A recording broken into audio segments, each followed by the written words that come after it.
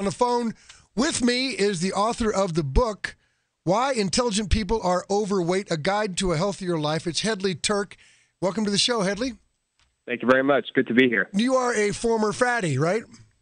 No, I was never overweight, but I did have a food addiction, and that's what got me involved with trying to figure out why intelligent people are overweight. Now, you're talking about, this is every time, everybody assumes whenever you see somebody who's large, overweight, obese, fat, whatever you want to call them, that they're too stupid to control themselves, that they just have a problem with glands or something. And it's possible to be a completely smart person and be overweight. That is correct. Oprah Winfrey is a great example of this. Here's someone who's very intelligent, very successful, has the best resources in the world available to her, yet she still struggles in the area of her weight. Okay, now your book, who's your book designed to help out? It's designed to help out anybody that's overweight. Whether you think you're intelligent or not quite so intelligent, it doesn't matter. If you're overweight, this book can help you. You have to be smart enough to read, and that's about it. That's about it, yes. Now, what kind of things are you getting into in the book? You talk about being addicted to food. You were addicted to chocolate donuts? Yep, that was my addiction, chocolate donuts. Once a week, I would get a craving, and as soon as that craving hit, I would run out to the supermarket and pick up a box, and then I would bring it home and devour the entire contents. So that was about 8 donuts and about a zillion grams of garbage ingested in about an hour. And what started out as a once-a-week treat grew to much more than that, to where I was eating more donuts than any one human being should. And that's when I realized I had a problem. I couldn't control my behavior anymore. Now a food was controlling my behavior, and that didn't sit well with me. So that's when I resolved to make a change. And it was during my process to figure out where my food addiction came from and how to overcome it that I realized this is something that can help millions of people who have not been helped so far. And that got me interested in the topic, and fast forward a few years, and here we are. My girlfriend kicked my ass last week because I'm down some weight. I put some weight back on. I'm floating back and forth. She wants to lose some weight, and I made the mistake of saying to her, "Oh, I guess you're starting your diet right now." And she said that implies that I'm going on a diet that I will actually go off of at some point. Yeah, diets don't work. First of all, it's like you said, it's not about something that you're going to start for a period of time and then quit. Eating well is something you want to do for the course of your lifetime. It's not something you're going to do for a little while and then go back to the bad stuff. But diets generally just do not work.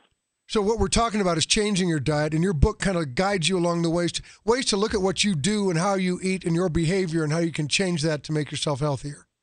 Right. The key is our associations to food and exercise. An association is a link in our mind between a person, place, thing, an experience, and an emotion. So how this works with food is, once upon a time, you ate a piece of food, a piece of cake, a piece of chocolate, or a bowl of ice cream, and you liked the way it tasted. At that moment, you created an association in your mind that this food makes me feel good. And every time you ate the food, it continued to make you feel good, thereby strengthening that association even more. So the end result is you have an association to this food that is so strong that even though you know intellectually that this food is unhealthy for you and it's killing you, you still can't stop yourself from eating it because your associations are overriding your intellect. Now, how do you change those?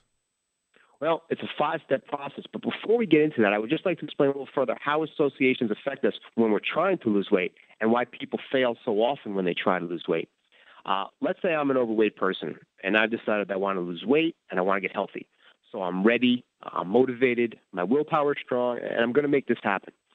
So I go on a diet and I go on an exercise program, and I'm battling the whole way to make it happen. By the way, do you know why it's called a battle to lose weight? No. Because although I had the strong motivation to eat better and exercise, my hard wiring, which are my associations, are telling me that I want to eat unhealthy food, and I still don't want to exercise. So there's a battle going on between what I want intellectually, which is to lose weight and get healthy, and my hard wiring, which wants to eat unhealthy food and doesn't want to exercise. So as I go through the weight loss process, I'm eating the right foods, and I'm exercising, and I'm losing weight. But the whole time, I'm still battling against my own cravings. So although I have this strong motivation to lose weight and get healthy, I can only battle for so long. I only have so much strength. The cravings, on the other hand, they're endless.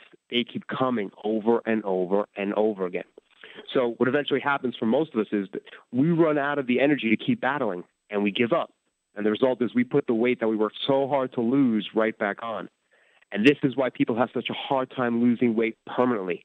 They're battling against their own cravings. It's a losing battle. And this is also why people yo-yo up and down with their weight, because they repeat this process over and over and over That's kind of again. what I just went through. I lost about 70 pounds, and I put about 20 back on. Yeah. Do you know what makes the process even harder? It's life. Life is tough. There's stress at work, there's stress at home, and things aren't always going your way. You don't always feel your best. And when we human beings don't feel good, we do things to make ourselves feel better. That's a natural human response. So if I'm not feeling good, I'm going to look for a way to feel better. Many people turn to drugs, alcohol, or cigarettes to feel better. But if I'm an overweight person, I have a strong positive association to food. Food makes me feel good. So if I'm feeling bad and I want to feel better, what am I going to do? I'm going to go eat some food because I know that food will make me feel better, even if it's only temporary. And as we all know, it's temporary. Right. So the bottom line is, if you want to lose weight permanently, you need to change what food and exercise means to you. You need to change your associations to food and exercise, because if you don't, you'll always be fighting an uphill battle, and you will repeat this weight loss process over and over and over again. The book is called Why Intelligent People Are Overweight, A Guide to a Healthier Life. Hedley Turk is on the phone with us. He cares. Check out the book, Change the Way You Eat, Change the Way Your Life Is. It's different because the food is out there. It's always there. It's available to you. You can't go into the grocery store and say, excuse me, which aisle has the cocaine and meth in it? Because that's not legal. But the food is right there to kill you. That's correct. I would like to say one more thing in closing, if it's okay. Sure. I know a lot of people have been disappointed in the past by diets and exercise programs that have not produced results.